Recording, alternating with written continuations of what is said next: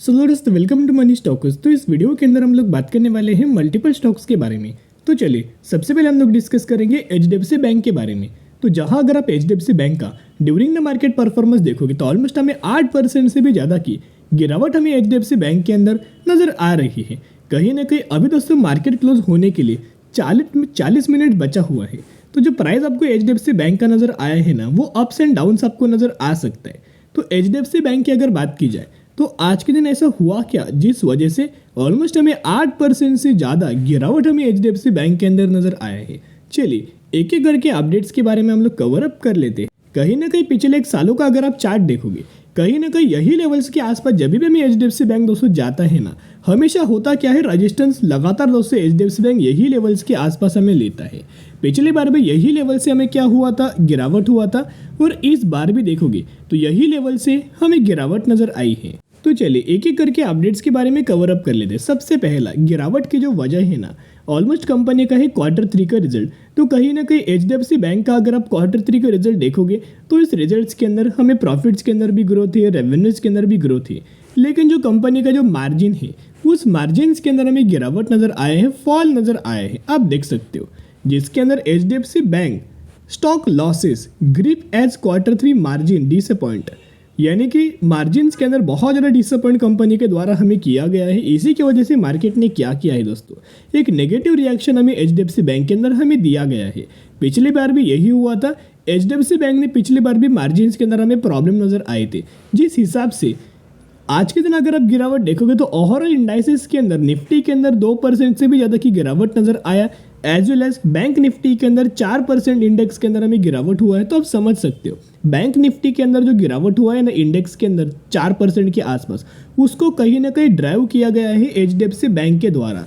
क्योंकि आपको बताइए बहुत बड़ा वेटेज हमें एचडीएफसी बैंक का है बैंक निफ्टी के अंदर। तो कहीं ना कहीं जिस वजह से निफ्टी के अंदर भी गिरावट हुआ, फिर निफ्टी के अंदर भी गिरावट हुआ और हमें ऑलमोस्ट बैंक निफ्टी के अंदर भी गिरावट नजर आ चुकी है। और जो हमें गिरावट नजर आई है ना, जो बुरा मार्जिन के अंदर हमें जो परफॉर्म किया है, इस वजह से 4 घंटे पहले एक बहुत बड़ा अपडेट्स हमें आया है। आप देख सकते हो HDFC bank erases 90,000 crore in market cap after biggest single day fall in 3 years, यानी कि पिछले 3 सालों में आज के दिन एक सिंगल डे के अंदर कंपनी के द्वारा बहुत बड़ा फॉल नजर आया था।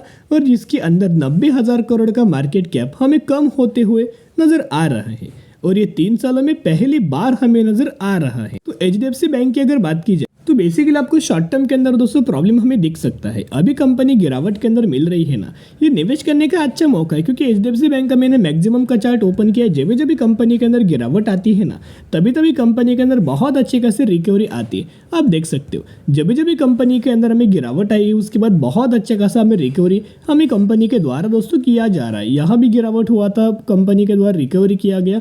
यहाँ भी गिरावट हुआ था तो कंपनी के द्वारा हमें रिकवरी किया गया। और यहाँ भी गिरावट हुआ था तो कंपनी के द्वारा रिकवर किया गया। तो कहीं ना कहीं मैक्सिमम के अंदर कंपनी ने क्या किया है दोस्तों, मल्टीपल रिटर्न शेयर होल्डर्स को प्रोवाइड करके दिया हुआ है। ऑलमोस्ट 28,000% के आसपास हमें रिटर्न प्रोवाइड करके दे चुका है। और उसके साथ साथ कंपनी ने दोस्तों बुरा हमें परफॉर्म किया है, लेकिन एनालिस्ट का मानना है, ब्रोकरेज फर्म का मानना है कि शॉर्ट टर्म में ये कंपनी शॉर्ट टर्म के अंदर हो क्या सकता है कि आपको बुरा परफॉर्मेंस दे सकता है, लेकिन लॉन्ग टर्म के अंदर कंपनी बहुत अच्छा खासा परफॉर्मेंस दे सकते हैं। उसी हिसाब से इनके द्वारा हमें टारगेट दिया गया है। अब डेट एंड टाइम नोट करना, आज के दिन की डेट है और टाइम भी आज के दिन नजर आया हुआ है, यानी कि आज के दिन ये अपडेट नजर आ चुका है। तो आप देखिएगा कि एचडीएफसी बैंक के अंदर बाइंग रिकमेंडेशन दिया गया है और टारगेट प्राइस 2100 रुपये का। और जो टारगेट है ना एमके ग्लोबल फाइनेंशियल्स के द्वारा हमें दिया गया है। इनका मानना है कि लॉन्ग टर्म के अंदर कंपनी बहुत अच्छा खासा परफॉर्म कर सकती है, जिस हिसाब से 2100 रुपये तक का टारगेट हमें दे चुके हैं। उसके साथ साथ अलग अलग ब्रोकरेज फर्म के द्वारा अलग अलग हमें बाइंग रिकमेंडेशन दिया है। अभी अगर आप देखोगे तो सीएलएसए के द्वारा एक बाइंग रिकमेंडेशन दिया गया है और टारगेट 2025 रुपये हमें दिया गया है। उसके साथ साथ एक और हमें ब्रोकरेज फर्म है जिन्होंने बहुत अच्छा खासा टारगेट दिया है। आप देख सकते हो ये ब्रोकरेज फर्म का नाम है मोतीलाल ओसवाल, जिनके द्वारा भी एक बाइंग रिकमेंडेशन दिया गया है और टारगेट प्राइस 1950 रुपये के आसपास दे चुके हैं। और बहुत सारे ब्रोकरेज फर्म के द्वारा दोस्तों दिया गया है, बहुत अच्छा खासा बाइंग रिकमेंडेशन दिया गया है। तो शॉर्ट टर्म के लिए आपको थोड़ा बहुत प्रेशर कंपनी के अंदर दिख सकता है, लेकिन लंबे समय के अंदर कंपनी बहुत अच्छा खासा परफॉर्म करती हुई दिख सकती है। और एचडीएफसी बैंक का अगर आप आज के दिन का डिलीवरीज देखोगे ना, तो ये पहली बार दोस्तों इतना बड़ा डिलीवरीज हमें नजर आया है। एचडीएफसी बैंक के अंदर कोई ज़्यादा दोस्तों डिलीवरीज नजर नहीं आता। अगर अभी डिलीवरीज देखोगे तो 68% तक की डिलीवरीज है। अब इस डिलीवरीज के अंदर हुआ क्या दोस्तों, म्यूचुअल फंड्स के द्वारा निवेश हुआ है, एफआईज के द्वारा निवेश हुआ है और डीआईएस के द्वारा हमें निवेश हुआ होगा। क्योंकि क्या होता है, ऐसे गिरावट के माहौल के अंदर ना रिटेलर्स किसी भी कंपनी के अंदर खरीदारी नहीं करते। यही गिरावट के अंदर हमें बल्कि खरीदारी करना चाहिए और बड़े बड़े जो लोग हैं, बड़े बड़े कंसल्टेंसी है, इंस्टीट्यूशन जैसे कि एफआईएस है, डीआईएस है, म्यूचुअल फंड से, ये वही गिरावट के अंदर दोस्तों निवेश करते हैं। इनका ओवरऑल अगर आप परफॉर्मेंस देखोगे तो ऑलमोस्ट हमें कंपनी का एचडीएफसी बैंक का लॉन्ग टर्म का परफॉर्मेंस देखोगे ना तो 2019, 20, 21, 22, 23 लगातार कंपनी के अंदर लॉन्ग टर्म के अंदर हमें ग्रोथ नजर आ रही है। उसके साथ कंपनी का प्रॉफिट भी अगर आप चेकआउट करेंगे ना तो 2019, 20, 21, 22, 23 तो प्रॉफिट्स के अंदर भी लगातार ग्रोथ है। तो कहीं ना कहीं प्रॉब्लम्स का है शॉर्ट टर्म में है, लेकिन लॉन्ग टर्म में कंपनी बहुत अच्छे खासे रिटर्न शेयर होल्डर्स को बना के दे देगी। तो चलो दोस्तों, अब हम डिस्कस करने वाले हैं विप्रो कंपनी के बारे में। विप्रो के अंदर अगर आप देखोगे तो ऑलमोस्ट हमें 0.66% की नेगेटिविटी के अंदर कंपनी ट्रेड कर रहा है एंड 481 रुपीज़ के आसपास हमें कहीं ना कहीं विप्रो ये कंपनी ट्रेड कर रही है। कहीं ना कहीं अगर आप देखोगे विप्रो इस कंपनी के अंदर भी हमें रिजल्ट्स आने के बाद ब्रोकरेज फर्म के द्वारा हमें टारगेट दिया है। तो चलिए एक एक करके टारगेट्स के बारे में हम लोग डिस्कस कर लेते हैं। एक तो आपको सभी को पता होगा कि विप्रो के द्वारा जो रिजल्ट्स अपना परफॉर्म किया गया था Q3 का, उस रिजल्ट्स के अंदर जो भी मार्केट का एक्सपेक्टेशंस था ना, वो कंपनी ने बहुत ही आसानी से फुलफिल किया है। इस हिसाब से हमें कंपनी के अंदर दोस्तों कोई गिरावट नजर नहीं आई। अगर ये एक्सपेक्टेशन को फुलफिल अगर नहीं करता, जैसे हमें एचडीएफसी बैंक के जो एक्सपेक्टेशंस था ना मार्केट के द्वारा वो फुलफिल नहीं हुआ, तो आपको पता है एचडीएफसी बैंक के अंदर क्या रिएक्शन हुआ, 8% से अधिक गिरावट नजर आई। तो वही होता है, विप्रो कंपनी के अंदर गिरावट क्यों नजर नहीं आई, क्योंकि मार्केट को जो चाहिए था वो कंपनी ने नंबर्स पेश किया। तो कहीं ना कहीं ये बिल्कुल भी दोस्तों नेगेटिव पॉइंट नहीं है, ये बहुत अच्छा खासा पॉजिटिव पॉइंट है। और विप्रो इस कंपनी के अंदर बहुत ज़्यादा पहले से दोस्तों बुलिश थे। अभी क्या होता है, बहुत सारे लोगों का अलग अलग राय होता है, अलग अलग स्टडी होता है। जो लोग 2020 के बाद आए होंगे उन लोगों को लग रहा होगा चले विप्रो के अंदर माल बेच के निकल जाता है, कंपनी ने कोई रिटर्न नहीं दिया है, कंपनी पूरी डूब जाएगी, कंपनी बर्बाद हो जाएगी, 300 रुपये के आसपास आएगा और हमें कभी भी विप्रो के अंदर खरीदारी नहीं करना चाहिए, ऐसा इनका माइंडसेट होता है। लेकिन जो लोग विप्रो इस कंपनी को 2021 और 2019 से पहले से जानते हैं या फिर 2020 से पहले से अगर आप जानते हो ना, और कहीं ना कहीं आप पहले से स्टॉक मार्केट के अंदर हो, तो जो स्मार्ट इन्वेस्टर होते हैं ना, उनको पता है कि विप्रो क्या कंपनी है और कितना ज़्यादा पैसा लोगों को कमा के दिया हुआ है। और जो कंपनी के अंदर निवेश हमने किया था ना, यही लेवल्स के अंदर कंपनी के अंदर निवेश किया था। लेवल्स था 400 रुपये के आसपास और 410 रुपये के आसपास। तो कहीं ना कहीं अगर देखोगे तो ये कंपनी के अंदर दोस्तों अभी निवेश करने का बढ़िया मौका है, क्योंकि जब जब भी कंपनी के अंदर गिरावट आए उसके बाद बहुत अच्छी खासी रिकवरी आया है। यहाँ भी अगर आप देखोगे तो कंपनी के अंदर गिरावट आया है, कंपनी ने कंसोलिडेट किया है और ऊपर से कंपनी अभी बाहर निकल चुका है। एक बहुत अच्छा खासा ब्रेकआउट हमें विप्रो के द्वारा हमें दिया गया है। तो जो विप्रो के अंदर अगर आप ऑब्जर्व करेंगे तो जो कंपनी के द्वारा बहुत अच्छा खासा दोस्तों पहले से ही ब्रेकआउट हमें दिया हुआ है, देखिएगा यही कंपनी का रेजिस्टेंस वाला लेवल, यही कंपनी का सपोर्ट लेवल। जब कंपनी लगातार दोस्तों इस गिरावट के अंदर मिल रहा था, हमने डिस्कस किया था कि यही लेवल्स के आसपास हमें विप्रो को एक सपोर्ट मिल सकता है।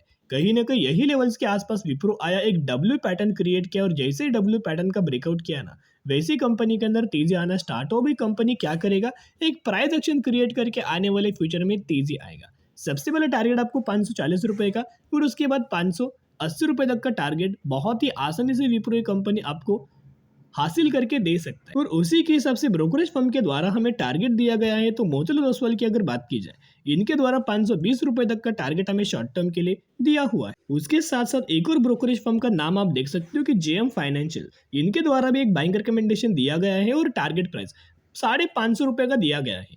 तो इनके द्वारा क्या है, इनका मानना है कि बहुत ही जल्द कंपनी 18% तक की अपसाइड मूवमेंट्स हमें दे सकता है और शेयर होल्डर्स को बहुत अच्छा खासा बेनिफिट मिल सकता है। और दोस्तों ये डेटा मैंने पहले भी आपके साथ शेयर किया है, बहुत ज़्यादा लोग आने वाले फ्यूचर में बहुत ज़्यादा पछताने वाले हैं, क्योंकि क्या है, ये निवेश करने का आखिरी मौका है। क्योंकि लगातार अगर आप ऑब्जर्व करेंगे तो म्यूचुअल फंड्स बड़े बड़े इन्वेस्ट बहुत ज़्यादा कर रहे हैं। आपको पता है म्यूचुअल फंड्स कोई 1 लाख, 10 लाख, 20 लाख, 1 करोड़ ऐसा पैसा नहीं डालता। बहुत साथ ज़्यादा करोड़ के अंदर कंपनी पैसा डालता है, इन्वेस्ट करता है।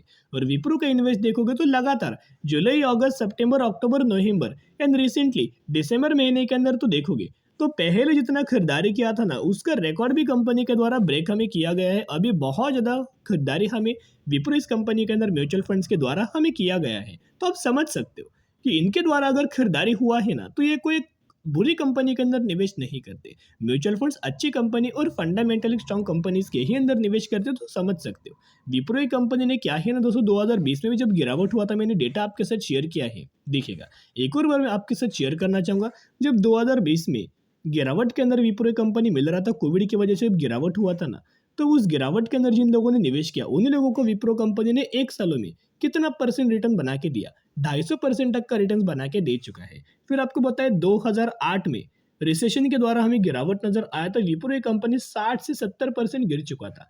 लेकिन इस गिरावट के अंदर जिन लोगों ने खरीदारी किया, बायोनिक स्ट्रेटेजी अप्लाई किया, उन्हीं लोगों को कंपनी के द्वारा एक सालों में 250% तक का रिटर्न हमें दे चुका है। तो कहीं ना कहीं जो गिरावट आपको करंटली नजर आई है ना, बहुत ही कम समय के अंदर बड़ी रैली हमें विप्रो कंपनी के अंदर आपको दिख सकती है। तो जरूर कंपनी के ऊपर दोस्तों नजर रखना, और जो कंपनी लगातार गिरावट के अंदर मिल रहा है ना, ये निवेश करने का अच्छा मौका है। आने वाले फ्यूचर में इस प्राइस रेंज के आसपास कंपनी बिलोंग नहीं करेगा। चलिए अभी हम डिस्कस करेंगे एसबीसी एक्सपोर्ट, जो कि 37 रुपीज के आसपास हमें ट्रेड कर रहा है, 224% तक का रिटर्न हमें बना के दे चुका है। ये वही कंपनी जिसके अंदर आपको 1:2 रेशो का बोनस के बेनिफिट मिलने वाला है, यानी कि 2 के बदले 1 शेयर आपको मिलने वाले हैं। तो जरूर कंपनी के बारे में स्टडी एनालिसिस कर सकते हो। तो चलिए आज के लिए इतना ही। अगर आपको ये वीडियो पसंद आए तो जरूर वीडियो को लाइक और चैनल को सब्सक्राइब कर सकते हो। फिर मिलेंगे, बाय।